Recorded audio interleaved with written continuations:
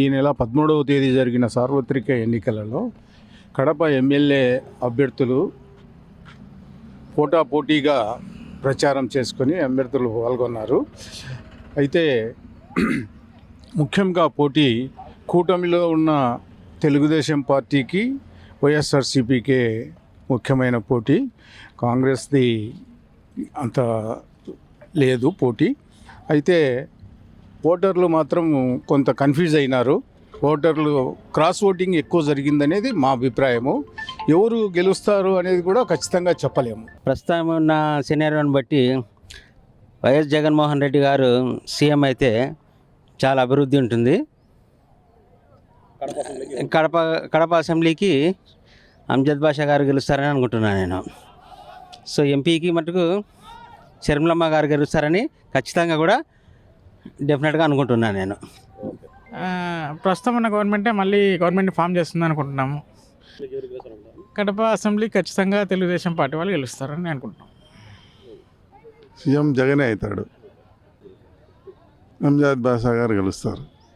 Jagan development చేసినాడు కాబట్టి ఆయన సీఎం అవుతాడని మా ఆలోచన. మన కడప జిల్లా వ్యక్తి సీఎం అయితే మన డెవలప్మెంట్, గతంలో రాజశేఖర రెడ్డి గారు కూడా డెవలప్మెంట్ చేసినారు కాబట్టి బైపాస్ రోడ్లు అయితేనేమి, కడప రోడ్లు వెడల్పు చేయడంలో కానీ కడప డెవలప్మెంట్ మీరు అందరు చూసినారు కాబట్టి మళ్ళీ జగన్ అయితే మనం ఇంకా ఇంప్రూవ్మెంట్ అవుతుంది కడప జిల్లా అని ఆలోచన. చాలామంది 50% ఎంప్లాయీస్లో కడప అసెంబ్లీ సంబంధించి ఆయన 1800 కోట్లు ఖర్చు పెట్టినామని మినిస్టర్ గారు చెప్పడం జరిగింది. ఆయన 2 దఫాలుగా గెలవడం కూడా జరిగింది. 2 దఫాలుగా ఈ కడప డెవలప్మెంట్ చాలా జరిగిందని మా ఆలోచన. ఖచ్చితంగా సీఎం జగన్ బాబు. కడపలో ముస్లిమ్స్ తప్పితే ఇంకెవరు గెలుస్తారండి? అది అంజద్ బాషాకు కొద్దిగా టఫ్ ఉంటుంది, ఎందుకంటే ఆయన ఇంకొక ముస్లిం పెట్టినారు కదా కాంగ్రెస్లో, అందుకు. కడపలో రెడ్డప్ప గారి మాధవిరెడ్డి గారు ఎమ్మెల్యే అయ్యే ఛాన్స్లు బాగున్నాయి, అయినట్టే.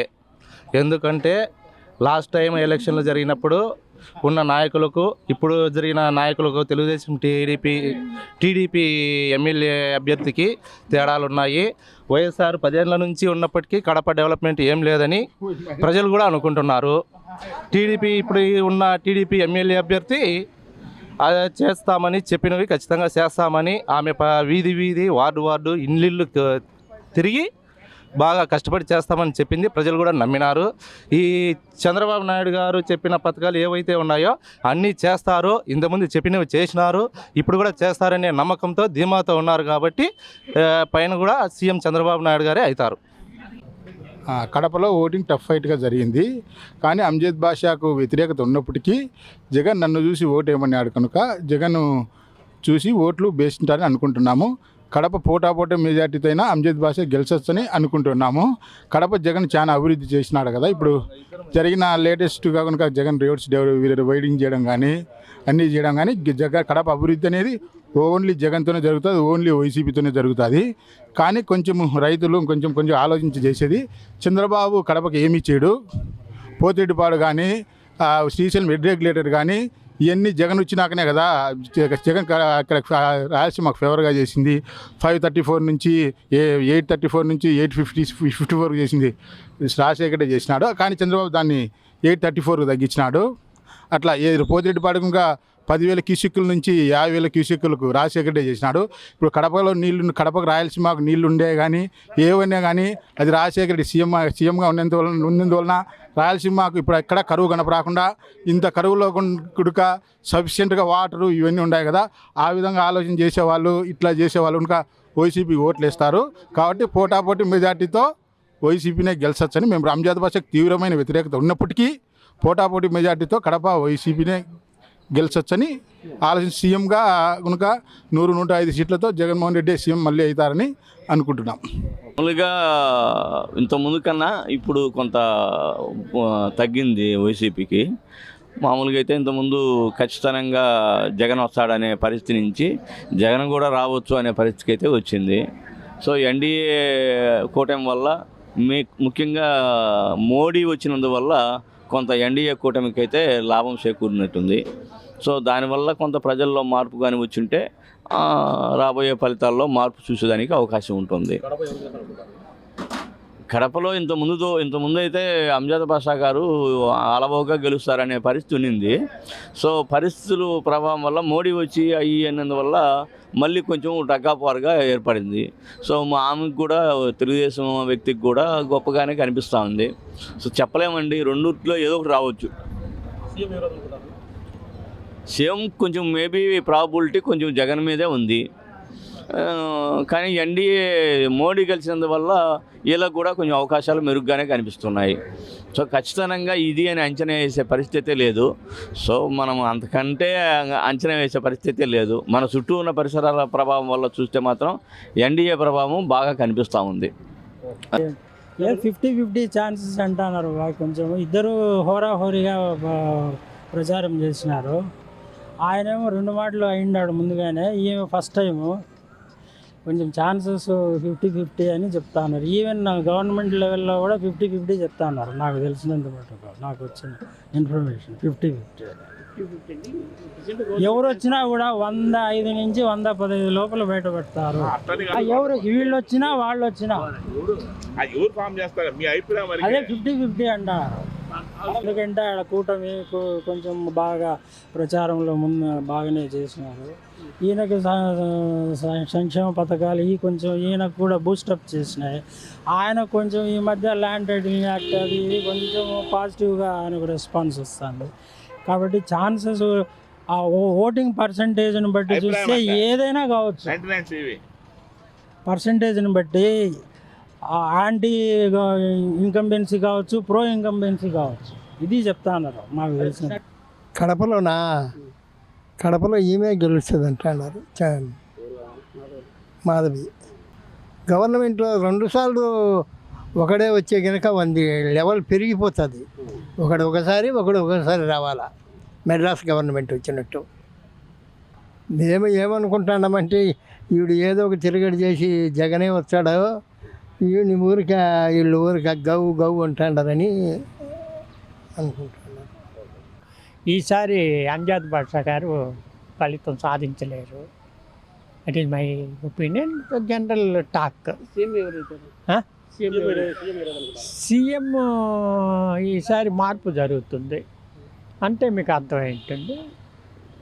అని చాలామంది ఎందువల్లంటే మెజారిటీ ఓటర్స్ ఉత్సాహంగా పాల్గొన్నారు. ఎప్పుడు లేని విధంగా ఇతర రాష్ట్రాల నుంచి కూడా 5-6 లక్షల పైనే ఓటర్స్ వచ్చారు. వాళ్ళంతా అంత పట్టుదలగా వస్తున్నారంటే జనరల్గా యాంటీ గవర్నమెంట్ వేస్తారు. ఇంచుమించు ఉద్యోగస్తులంతా చాలామంది పోస్టల్ బ్యాలెట్ ఉపయోగించుకున్నారు. పోస్టల్ బ్యాలెట్ జనరల్గా ఉద్యోగస్తులు, రిటైర్మెంట్ వాళ్ళు more than 80% they vote against the government. That's okay. 2 వాళ్ళకి తెలుగుదేశం వేసినాము మా ఇంట్లో అందరికి. సీఎం తెలుగుదేశం వస్తే ఆయనే కదా చంద్రబాబు, ఎవరు ఉంటారు ఇంకా. మరి గత ప్రభుత్వం చేసినటువంటి తప్పిదాలు అయితేనేంటి, తర్వాత ఇప్పుడు ఇక్కడ ఉన్నటువంటి ఎమ్మెల్యే పైన ఉన్నటువంటి పూర్తి అసంతృప్తి ఏంటంటే వాళ్ళ వర్గంలోనే అంటే ముస్లింలలోనే ఆయన పైన పూర్తి వ్యతిరేకతతో ఉన్నటువంటి సందర్భంలో బహుశా ఆయనకు కొంత బాగా మెజార్టీ తగ్గవచ్చని అనుకుంటున్నాము. గెలుపు అయితే తెలుగుదేశంకే ఉంటుందన్నటువంటి భావిస్తున్నాము. ఓవరాల్గా తెలుగుదేశం గవర్నమెంటే ఫామ్ చేయొచ్చు. ఎందుకనంటే కన్నా ఉన్న ప్రభుత్వం పైన వ్యతిరేకత అనేది సర్వసాధారణంగా ఉంటుంది. మరి రాజశేఖర రెడ్డి అటోడే వ్యతిరేకతను ఎదుర్కోవాల్సినటువంటి పరిస్థితులు ఉన్నాయి. ఎన్టీ రామారావు కూడా ఎంతో మెజార్టీతో గెలిచినటువంటి ఆయన కూడా ఓ సందర్భంలో ఓడిపోవడం అనేది జరిగింది. కాబట్టి ఉన్న ప్రభుత్వం పైన వ్యతిరేకత అనేది సర్వసాధారణంగా ఉంటుంది. దాన్ని ఓవర్కమ్ చేసే విషయంలో జగన్ ఫెయిల్యూర్ అయినాడని నాకు అనిపిస్తూ ఉంది. Thank you. నమస్కారాలు.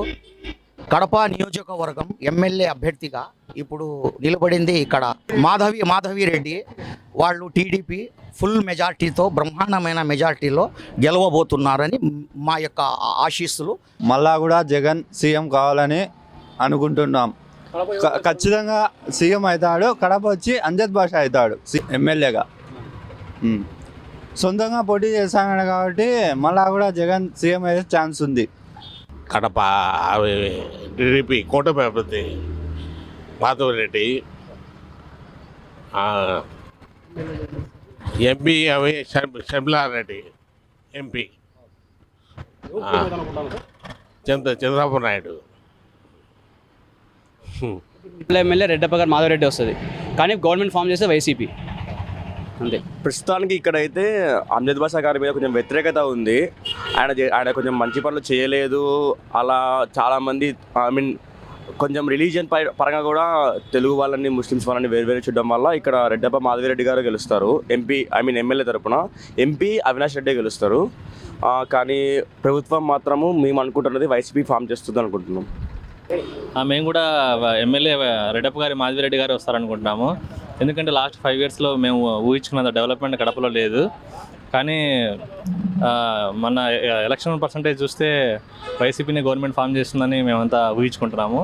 అలాగే అవినాష్ రెడ్డి గారు మళ్ళీ గెలవాలని మేము ఊహించుకుంటున్నాము. Thank you. సీఎంగా మళ్ళీ జగన్ గారే వస్తారని మేమంతా ఊహించుకుంటాం. మేము మా ఆలోచన మటుకు వైసీపీ రావాలని, గవర్నమెంట్ మళ్ళీ వైసీపీ ఫామ్ అవ్వాలని. ఎందుకంటే పథకాల ద్వారా చాలామంది లబ్ధి పొందినారు. కొంతమందికి మేలు జరిగింది, కొంతమందికి మేలు జరగలేదు. ఒకటి జాబులు ఒక్కటి కొంచెం మన ఆంధ్రప్రదేశ్కి జాబులు తీసుకొస్తే ఆయన నెక్స్ట్ టర్మ్లో కూడా ఆయనే రావచ్చు, జగన్మోహన్ రెడ్డి గారే కావచ్చు. That's it from my side. Thank you.